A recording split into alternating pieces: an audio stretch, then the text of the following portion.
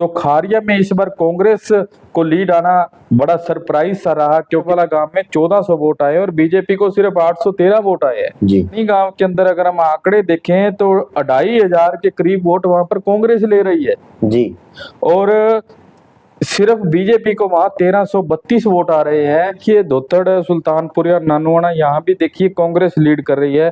धोतड़ की अगर मैं बात करूं तो 1257 वोट यहाँ कांग्रेस को मिले हैं, 773 वोट बीजेपी को मिले हैं। सुल्तानपुरिया पे देखें तो 940 वोट कांग्रेस ले रही है यहाँ से और बीजेपी यहाँ से 525 वोट ले रही है। और नानुआना गांव की बात करें, बड़ा छोटा सा गाँव है नानुआना, जी यहाँ से 803 वोट कांग्रेस को पड़े हैं और आधे वोट ही सिर्फ बीजेपी को गए। तो इन 3 गांवों में भी कांग्रेस ने बूस्ट किया है। और हम अगर फिर इधर पंजाबी बेल्ट की बात करें, जो ये बेल्ट बबूर से शुरू होती है और लास्ट बड़ी तक जो पहुंचती है, उसमें जो संत नगर का गांव है, जीवन नगर का गांव है, यहाँ पे भी कांग्रेस ने अच्छा प्रदर्शन किया। तो मैं वीरेंद्र आपको बताऊं कि संत नगर गांव से कांग्रेस को करीब करीब 1200-1300 वोटों की लीड आई है। संत नगर में 2394 वोट जो है कांग्रेस को मिले हैं और बीजेपी को सिर्फ 1117 वोट मिले हैं। तो इन और इसी के साथ जीवन नगर जो गांव है, वहां पर कांग्रेस को 656 और बीजेपी को आधे ही 300 वोट मिले हैं। तो यहाँ आप नमस्कार दोस्तों, तो कल लोकसभा चुनाव के परिणाम आए, जिसमें सिरसा लोकसभा क्षेत्र से कुमारी शैलजा 2,67,000 कुछ वोटों से विजयी हुई। सिरसा लोकसभा से कुमारी शैलजा की यह बहुत बड़ी जीत रही। हरियाणा में यह जीत दूसरे नंबर की रही कांग्रेस पार्टी की। पहले नंबर पर दीपेंद्र हुड्डा ने 3 लाख करीब 41,000 वोटों से रोहतक लोकसभा से वह विजयी हुए और सिरसा लोकसभा से फिर कुमारी शैलजा 2,67,000 के करीब वोटों से विजयी हुई हैं। तो एक बात जो खास बात देखने में आई कि कुमारी शैलजा की जीत में जो ये मान के चला जा रहा था कि सभी के सभी जो सिरसा लोकसभा क्षेत्र के अंदर 9 हल्के आते हैं, तो सभी 9 हल्कों में जो है कुमारी विधानसभा की लीड रही। यह मानकर चल रहे थे कि सिरसा का जो विधानसभा क्षेत्र है और फतेहाबाद का जो विधानसभा क्षेत्र है, वहां पर यह माना जा रहा था कि बीजेपी काफी ग्रो करेगी और वहां पर हो सकता है कांग्रेस प्रत्याशी को लीड ना मिले। लेकिन यह भी बातें जो है लेकिन यह भी बातें जो है सही नहीं हुई और सिरसा से भी विधानसभा क्षेत्र से भी और फतेहाबाद विधानसभा क्षेत्र से सिरसा से करीब कांग्रेस ने 13,000 कुछ की लीड ली और फतेहाबाद विधानसभा से भी 22,000 के करीब लीड लेकर कांग्रेस प्रत्याशी जो है ने बड़े मार्जिन से यह चुनाव जीता है। तो हम अगर सिरसा लोकसभा क्षेत्र के सिरसा जिले के अंदर जो 5 विधानसभा क्षेत्र आते हैं, जिसमें रानिया, कालावाड़ी, डबवाड़ी और एलनाबाद और सिरसा, इन 5 विधानसभा क्षेत्रों में भी कांग्रेस प्रत्याशी कुमारी शैलजा की बहुत बड़ी लीड रही। और इसमें हम अगर बात करें तो डबवाड़ी से भी 27,000 के करीब लीड रही, एलनाबाद से भी 27,000 के करीब लीड रही और रानिया से भी 27,000 की लीड रही और कालावाली से लीड जो है काफी 42 से 43,000 की लीड जो है देखी गई। तो अगर हम रानिया हल्के की बात करें, रानिया हल्का जहां से पिछली बार लोकसभा के चुनाव में सुनीता दुग्गल जो पिछली बारी सिरसा लोकसभा क्षेत्र से भाजपा की प्रत्याशी थी, काफी बड़ी लीड लेकर करीब करीब 40,000 की लीड लेकर यहाँ से जीती थी। तो अब की बार वहाँ इसी रानिया विधानसभा हल्के से एक कांग्रेस जीत रही है, वो भी बहुत बड़े मार्जिन के साथ।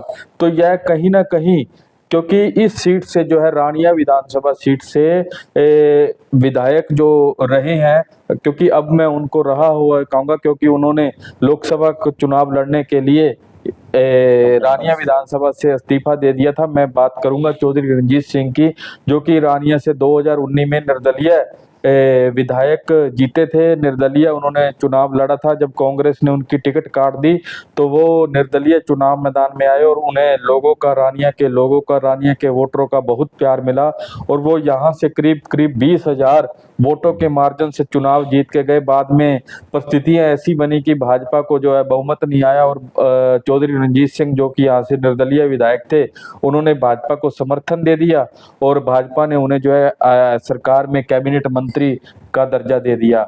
तो चुनाव से करीब 1 महीना 1.5 महीना पहले जैसे ही भाजपा ने चौधरी रंजीत सिंह को सिरसा लोकसभा क्षेत्र से अपना प्रत्याशी बनाया, तो 24 मार्च को चौधरी रंजीत सिंह ने रानिया विधानसभा से अपना इस्तीफा दे दिया। हालांकि उनका इस्तीफा 1 से 1.5 महीने के बाद जो है मंजूर हुआ, क्योंकि उसमें कुछ कारण थे। उन कारणों के पूरा होने के बाद विधानसभा ने उनका अध्यक्ष ने उनका इस्तीफा मंजूर किया और उस चौधरी रंजीत सिंह के इस्तीफे के बाद यह सीट खाली हो गई। तो चूंकि इस्तीफा लेट हुआ और सरकार भी यहाँ पर उपचुनाव नहीं करवाना चाहती थी, इसलिए अब रानिया का कोई भी विधायक नहीं है। लेकिन अगर हम बात करें भाजपा की और बात करें चौधरी रंजीत सिंह की, चौधरी रंजीत सिंह ने रानिया हलके में करीब 4.5 साल जब से वो सत्ता में है, तब से रानिया हलके में वो निरंतर सक्रिय हैं और उन्होंने रानिया हलके के विकास कार्यों में भी काफ़ी ग्रांट जो है प्रदेश सरकार से दिलवाई है और कई विकास के कार्य चौधरी रंजीत सिंह के कार्यकाल के दौरान हुए हैं रानिया हलके में। तो लेकिन रानिया हलका जो कि चौधरी रंजीत सिंह, क्योंकि अब तो मैं यही कहूंगा कि चौधरी रंजीत सिंह भाजपा के हैं, तो फिर भाजपा और भाजपा का यहाँ पहले अपना वोट बैंक भी था और चौधरी रंजीत सिंह चूंकि भाजपा में है तो उनका वोट बैंक भी काउंट हो गया।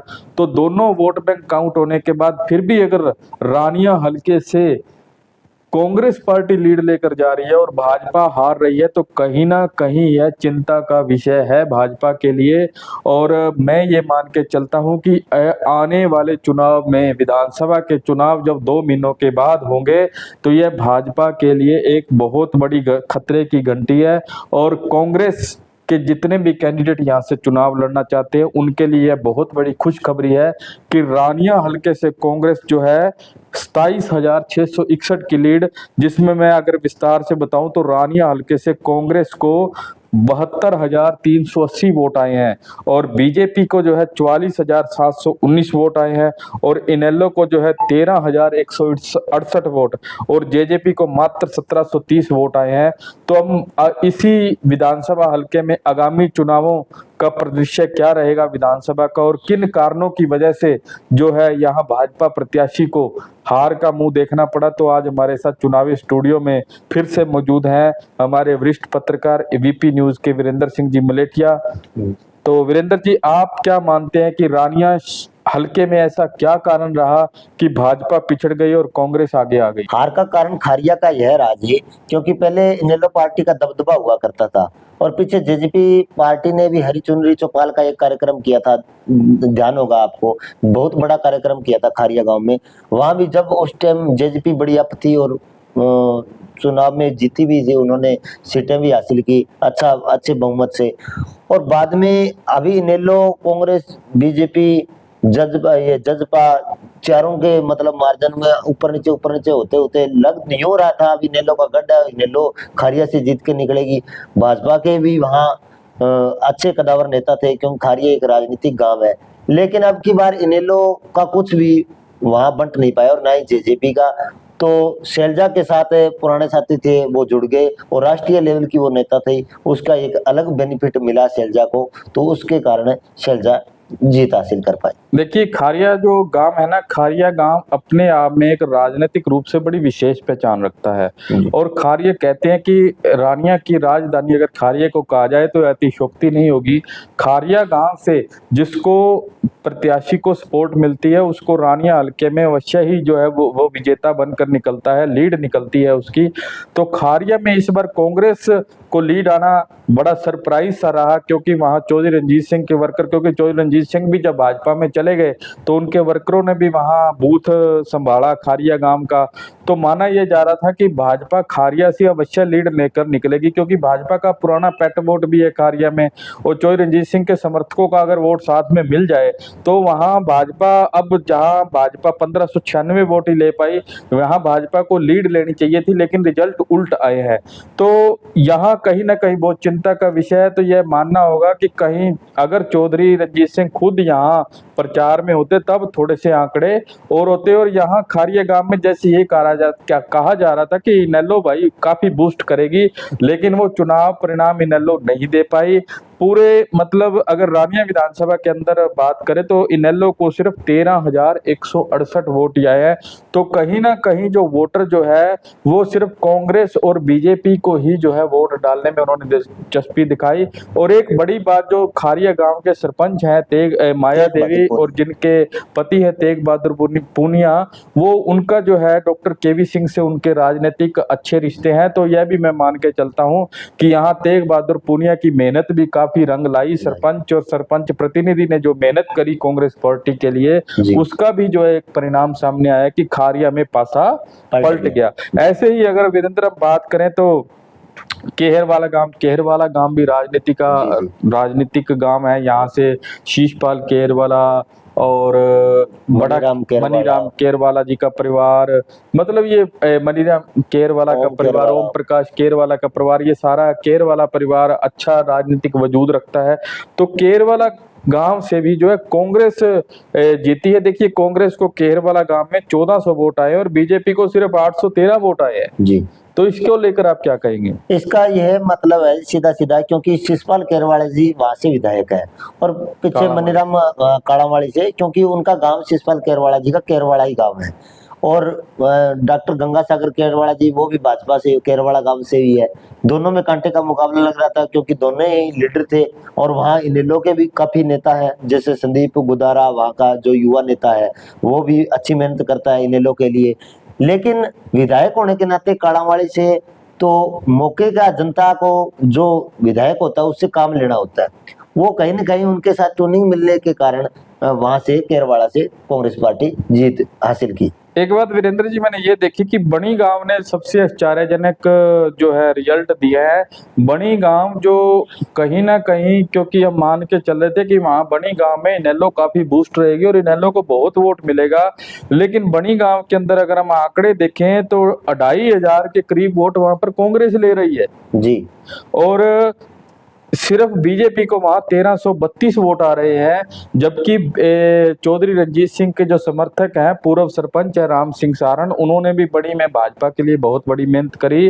और वहां पर कांग्रेस पार्टी के जो पुराने कार्यकर्ता थे और जो नए कार्यकर्ता थे, उन्होंने मिलकर जो है 2500 के करीब बनी गांव में कांग्रेस का लीड लेना एक बहुत ही मतलब आश्चर्यजनक है। क्योंकि बनी गांव जो बनी की सरपंच है वो नैना जोरड़, वो कहीं ना इनेलो से ताल्लुक रखती है। और वो पूर्व चुनाव, जब सरपंच के चुनाव हुए थे तब उनके बाद वो इनेलो पार्टी में विधिवत रूप से शामिल भी हो गई थी। लेकिन चुनाव प्रचार के दौरान कहीं भी हमने नैना जोरड़ को नहीं देखा। और बनी गांव में जो कांग्रेस का बूस्ट होना और इनेलो का माइनस होना और बीजेपी का वहां ग्राफ गिरना, तो ये सीधा सीधा है कि आने वाले इलेक्शन में भी बनी गांव के अंदर कांग्रेस, जो भी प्रत्याशी कांग्रेस पार्टी उतारेगी उसको बनी के अंदर काफी जो है रिजल्ट मिलेंगे।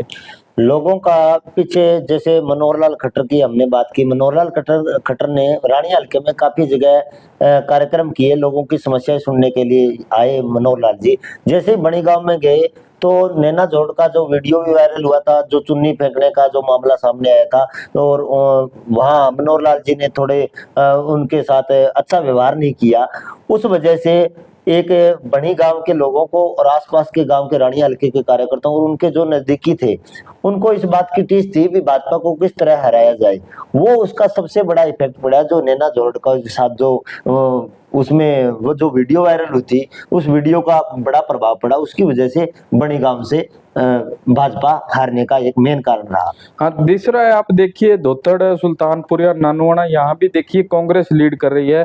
धोतड़ की अगर मैं बात करूं तो 1257 वोट यहाँ कांग्रेस को मिले हैं, 773 वोट बीजेपी को मिले हैं। सुल्तानपुरिया पे देखें तो 940 वोट कांग्रेस ले रही है यहाँ से और बीजेपी यहाँ से 525 वोट ले रही है। और नानुआना गांव की बात करें, बड़ा छोटा सा गाँव है नानुआना, यहाँ से 803 वोट कांग्रेस को पड़े हैं और आधे वोट ही सिर्फ बीजेपी को गए हैं। तो इन 3 गांवों में भी कांग्रेस ने बूस्ट किया है। और हम अगर फिर इधर पंजाबी बेल्ट की बात करें, जो ये बेल्ट बबूर से शुरू होती है और लास्ट बड़ी तक जो पहुंचती है, उसमें जो संत नगर का गांव है, जीवन नगर का गांव है, यहाँ पे भी कांग्रेस ने अच्छा प्रदर्शन किया। तो मैं वीरेंद्र आपको बताऊं कि संत नगर गांव से कांग्रेस को करीब करीब 1200-1300 वोटों की लीड आई है।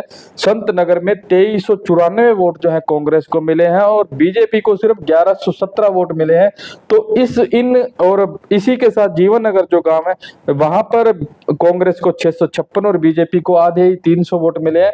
तो यहाँ आप क्या मानते हैं कि ये किसान आंदोलन की वजह से यहाँ बीजेपी को नुकसान उठाना पड़ा? बिल्कुल बिल्कुल। जैसे संतनगर की तरफ कार्यक्रम थे डॉक्टर अशोक तंवर के प्रत्याशी, भाजपा प्रत्याशी के, तो वहाँ हर गांव में ऐसा कौन सा गांव का नाम बताएं कि जिसमें विरोध नहीं था। जगह जगह पर किसान झंडे लेकर खड़े थे, जगह जगह पर विरोध उनका जारी था।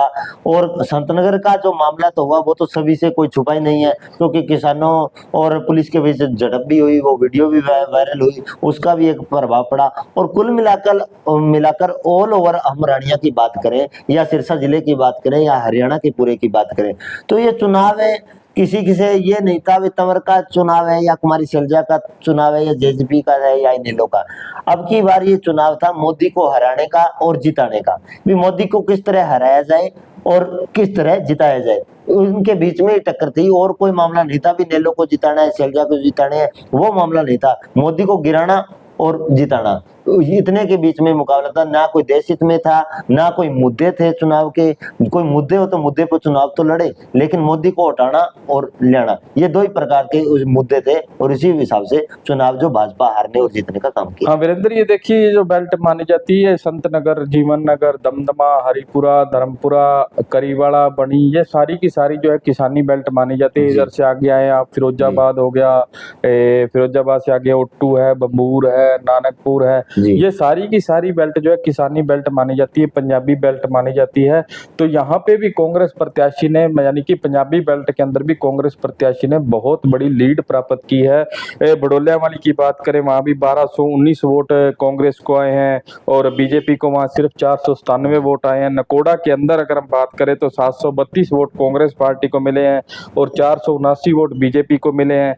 और तो कहीं ना कहीं किसान आंदोलन जो कि, क्योंकि ये जो बेल्ट के किसान थे, पंजाबी बेल्ट के किसान, ये किसान आंदोलन में भी इनका बहुत बड़ा योगदान रहा। जब दिल्ली में 1 से 1.5 साल तक इन्होंने किसान आंदोलन का वहाँ एगिटेशन चला, प्रदर्शन चला, तो यहाँ इस बेल्ट के किसानों ने वहाँ जाकर, वहाँ धरने पे भी बैठे, वहाँ जाकर लड़ाई लड़ी। तो उसी का परिणाम जो है ये रहा कि आज इस इलाके के अंदर कांग्रेस बूस्ट कर रही है और बीजेपी निरंतर डाउन जा रही है। तो ये कहीं ना कहीं अब चौधरी रणजीत सिंह चूंकि यहाँ से बीजेपी में चले गए हैं, तो आगामी हो सकता है वो अगर यहाँ रानिया विधानसभा हल्के में अगर बीजेपी की टिकट लेकर आते हैं, चुनाव लड़ते हैं बीजेपी से, तो उन्हें भी इस चीज का नुकसान झेलना पड़ सकता है, उन्हें भी जो इन चीजों का सामना करना पड़ेगा। लेकिन जो खुशखबरी है वो खुशखबरी है कांग्रेस पार्टी के नेताओं के लिए। जैसे आपने नाम लिया, जैसे विशाल वर्मा है, टीशू प्रधान है, डॉक्टर वाई के चौधरी है, विनीत कंबोज है, संदीप नेहरा है, जसवंत कसवा है, बूटा सिंह थिंद है, जो कांग्रेस पार्टी के लिए लगातार पिछले काफी समय से, काफी वर्षों से मेहनत कर रहे हैं। और विशाल वर्मा की अगर मैं बात करूं तो ये प्रजापत समाज से हैं और इन्होंने काफी जो है इलेक्शन से पूर्व, लोकसभा चुनाव से पूर्व ये लगातार हल्के में सक्रिय रहे। इन्होंने लोगों को अपने साथ जोड़ा, कांग्रेस पार्टी के लिए कैंपेन किया, बहुत मेहनत की इन्होंने भी, तो उसका भी कांग्रेस को रिजल्ट मिला। अगर हम बात करें डॉक्टर वाई के चौधरी की, तो वो भी जो है उन्होंने भी एक पिछले 2 से 2.5 महीने 3 महीने से एक कैंपेन चला रखा था लगातार हल्के में। वो लोगों से जाकर घर घर मिल रहे थे, दुकान दुकान पर व्यापारियों से मिल रहे थे, दुकानदारों से मिल रहे थे, उन्हें कांग्रेस पार्टी की नीतियों से अवगत करवा रहे थे। इसी के साथ मैं बात करूं तो विनीत कंबोज पिछला चुनाव भी यहाँ से लड़ चुके हैं, प्रत्याशी रहे हैं। हाँ, उस टाइम जो है उनका ग्राउंड लेवल पर इतना वर्क नहीं था, इसलिए उनको हार का सामना करना पड़ा। लेकिन उसके बाद विनीत कंबोज ने भी इस हलके के अंदर चलो काफी मेहनत करी है और उसका उन्होंने बूथ स्तर पर जो उनके कार्यकर्ता भी जोड़े हैं, जी। उन्होंने न्याय यात्रा भी कांग्रेस पार्टी का हाथ से हाथ जोड़ो अभियान भी चलाया, तो काफी मेहनत उन्होंने भी करी। संदीप नेहरा जी ने भी काफी वर्क किया और इसी के साथ जसवंत कसवा जी है, उन्होंने भी पिछले जब दीपेंद्र हुड्डा रानिया में आए थे तो कार्यक्रम हुआ था अनाज मंडी के अंदर, तो उस कार्यक्रम के अंदर काफी भीड़ जुड़ी थी जिसमें कसवा जी के कंधों पर ही वो सारा कार्यक्रम ऑर्गेनाइज करने का दायित्व था। तो उन्होंने भी अपना दिखाया कि कांग्रेस पार्टी को बूस्ट करने में उनका भी बहुत बड़ा योगदान रहा। बूटा सिंह थिंद की तो बात ही क्या करें, बूटा सिंह थिंद तो लगातार पार्टी के लिए कई सालों से मेहनत करते आ रहे हैं, ओबीसी सेल के पूर्व जिलाध्यक्ष भी रहे हैं। तो बूटा सिंह ने तो कांग्रेस पार्टी के लिए बहुत मेहनत करी है। इसी प्रकार और भी कांग्रेस के लीडर हैं जिन्होंने, तो स्थानीय जो नेता है जिनके आप नाम ले रहे थे, जैसे गुरनाम जब्बर, बलविंदर सिंह नेहरा जो स्वर्गीय सुरेंद्र जी नेहरा जो कोऑपरेटिव बैंक के चेयरमैन भी रहे थे सिरसा से, तो उनके पुत्र है जो बलविंदर नेहरा, उन्होंने भी अच्छी मेहनत की। गुरनाम जब्बर ने भी अच्छी मेहनत की थी और दिलीप सिंह घोड़ावाड़ी जो जिला परिषद का पूर्व में उन्होंने चुनाव भी लड़ा इनेलो पार्टी के चौधरी अभय सिंह जी के बेटे के सामने, करण चौटाला के सामने। वो भी एक बड़ा चेहरा है क्योंकि उनके पिताजी चौधरी हरद्वारी लाल जी स्वर्गीय हरद्वारी लाल जी एक मेहनती थे, नेता थे और उन्होंने वहाँ लोकल जो बागड़ी बेल्ट में जो गांव थे उनका काफी काम भी करवाया और वो भी एक अच्छे, दिलीप जी ने भी अच्छी मेहनत करके और कांग्रेस पार्टी के लिए बहन कुमारी सैलजा के लिए अच्छी मेहनत की थी। तो इन सभी नेताओं का कुल मिलाकर बात करें, भी रानी हल्के के स्थानीय नेताओं का एक अच्छा प्रदर्शन रहा बहन कुमारी सैलजा के लिए। तो इसीलिए जो है इन नेताओं की, स्थानीय नेताओं की मेहनत से और टिकट के दावेदार जो है विधानसभा में आके टिकट के दावेदार, इन्होंने अपनी दावेदारी भी सभी ने मजबूत की और इनका जो मेहनत से और वोटर को जो है इन्होंने बूथ तक पहुंचाकर कांग्रेस पार्टी के पक्ष में जो मतदान करवाया, तो इनका जो अब इसका लाभ जो है इन्हें आगामी विधानसभा चुनाव में मिलेगा। बिल्कुल विधानसभा चुनाव में इनको लाभ मिलेगा। तो इसी के साथ हम अपने जो बात को विराम देते हैं और हमारे चैनल को सब्सक्राइब भी करें और वीडियो को आगे शेयर भी करें। धन्यवाद।